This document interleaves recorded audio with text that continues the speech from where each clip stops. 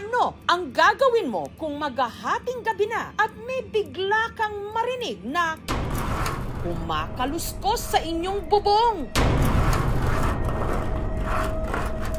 Ang magkapatid na Karen at Junebert hindi nagdalawang isip na tiktikan ang misteryong nag-iingay sa bubungan ng kanilang tahanan dito sa Naik, Cavite. Kakaiba na po yung ginagawa niya. Parang tinutuklap niya po.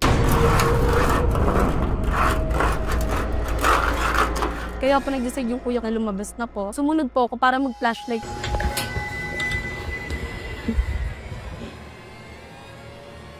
Hanggang may naaninag daw silang anino sa bubong. Amba, itim. Alang laki. Tiga mo. Pero nung titigan daw nila itong maigi, nagsitayuan ang kanilang mga balahibo. Aswang, ma! Mama, aswang! Sa bubong papa! Hindi! Sa bubong, aswang! Ang laki pa! Wala na yun, oh! Mabalahibo po, tas itim na itim. Nakakatakot po talaga. Aswang, ma! Mama, aswang! Sumigaw yung anak, Mama, aswang, aswang. Sa bubong papa! Hindi!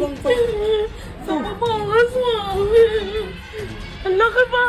Tumayo naman ang asawa ko. Saan? Di lumabas siya. Ay, lumaba ko na itim pa! Bumaba ka dyan, ayop ka!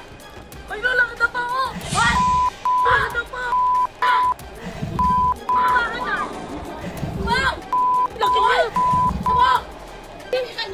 At ang kutob nila sa nakita nila di umanong itim na nilalang. Siguro po, tik-tik. Parang tik-tik siya. At meron daw talaga itong puntirya sa kanilang bahay. Huwag ka na lumabas, ate! Huwag ka na lumabas! Nangyayari! Ate, huwag ka na lumabas! Buntis ka! Tik-tik sa Naik.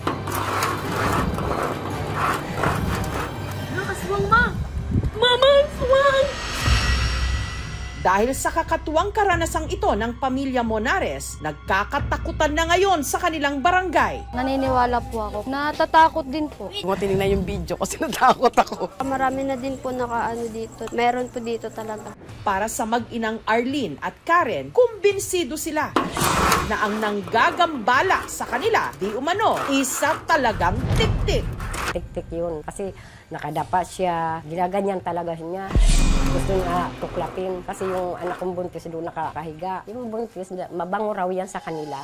Ate, huwag ka na lumabas! Buntis ka! Nauna po ako sa kanya lumabas dahil nakita ko po dito yung lalaki na nakaitim po na mabalahibo po. Ang tiktik ay isang uri ng aswang. Ang unique characteristic ay humahaba yung dila niya. Sinasabi na ito ay lalaki dahil pinatutunguhan niya ay babae, pero hindi lang basta-basta babae, kailangan buntis. At ang puntirya raw nito, ang nakatatandang kapatid ni Karen na si Lynn na 2 buwan ng buntis. Natatakot na po ako. Nanginginig yung katawan ko. Natakot po talaga para sa baby ko.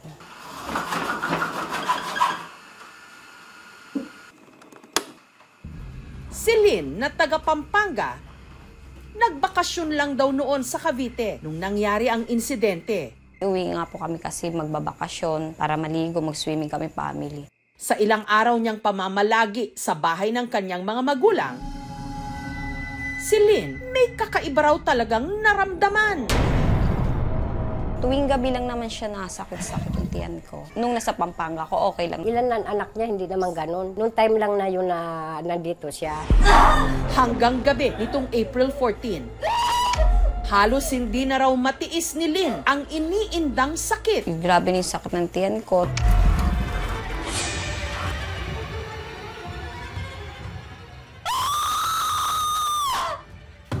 Habang namimilipit na sa sakit si Lynn, si Karen hindi naman mapakali.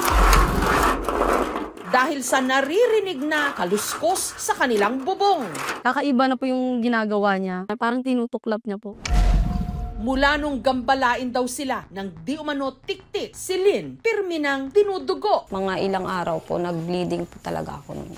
Yung tatay ko po nag-ano po ng buntot pagi. Nagagas din po kami ng asin, pati sa mga bintana naglagay po kami at saka po ng bawang.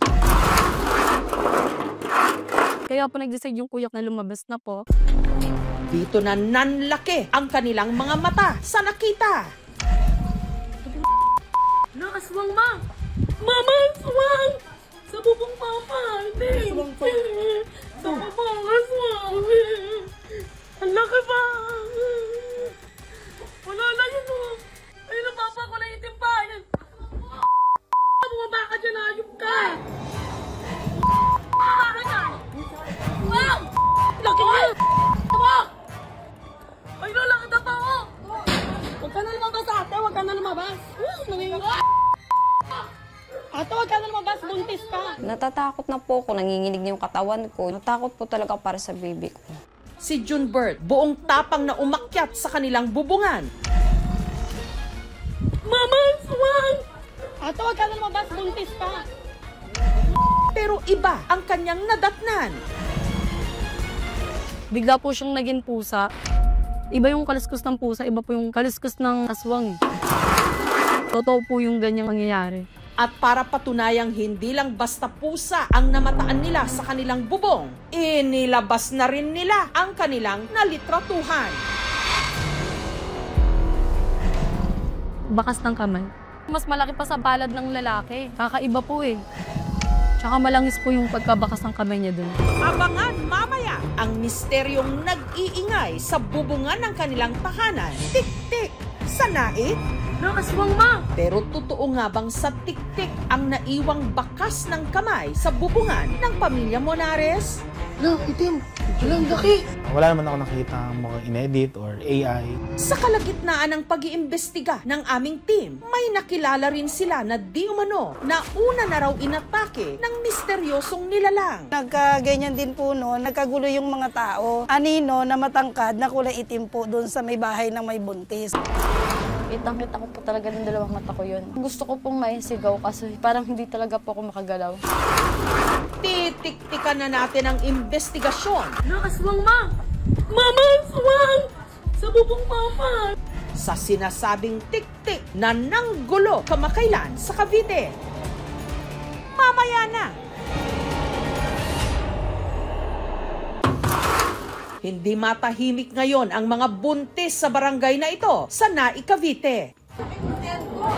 Huwag ka na lumabas, ate! Huwag ka na lumabas! Kamakailan kasi, nabulabog rito ang isang pamilya nung atakihin sila ng di umano isang misteryosong nilalang. Aswang, ma! Mama, aswang! Sa bubong papa!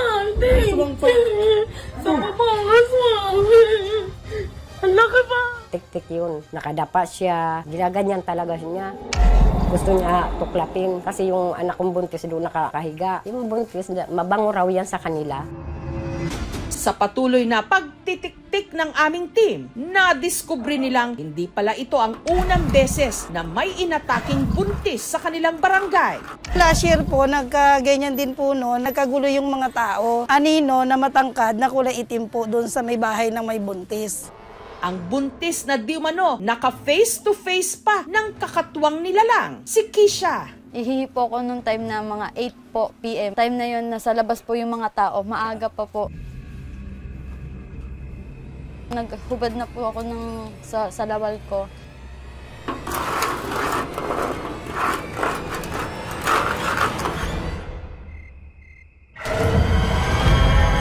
Kitang-kita ko po talaga ng dalawang mata ko yun. Ma-oil po siya na itim, tas mahaba po yung buhok niya. Malaking tao po.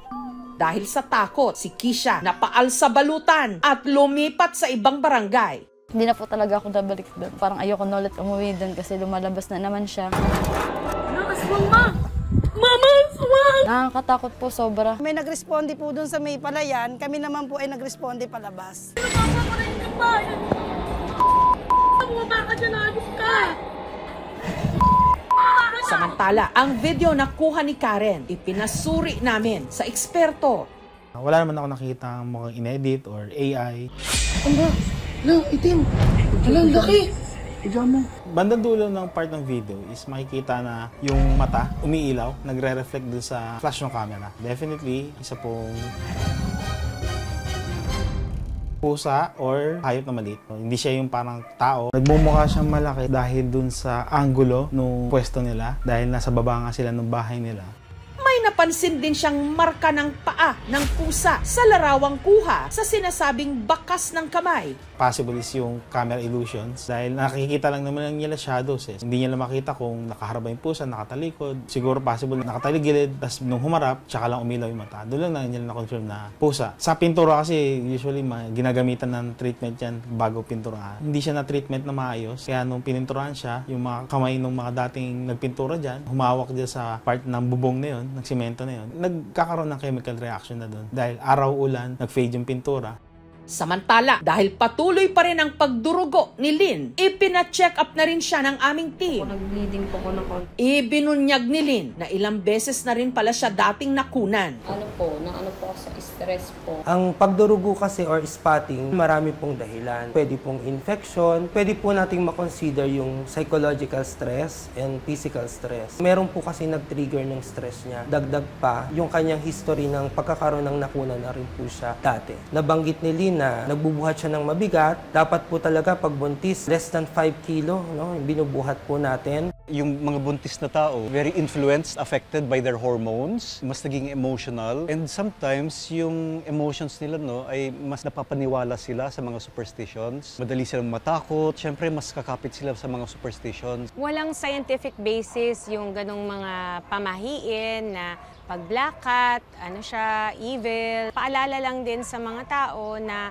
ang pananakit ng hayop ay labag sa batas at pwede kayong mapadusahan ng up to 2 years imprisonment or a fine of up to 200,000 pesos kapag kayo ay napatunayang nanakit ng isang hayop. Nakaswang, ma! Mama, aswang! Sa bubong mama! Hindi! Sa bubong aswang! Nasa kanila kung di sila maniniwala o bahala po sila. Kung ano ang pinaniniwalaan natin, iyon ang bumubuo sa mga kwento ng ating gabi. At gumigising sa mga takot na pilit nating inililibing. Pero bago po tayo lamunin ang ating malikot na imahinasyon, bago tayo bulagin ng sariling paniniwala, mabuting maging mapanuri para hindi tayo mabiktima ng mga mahahaba at makakate ang dila. Mama, aswang!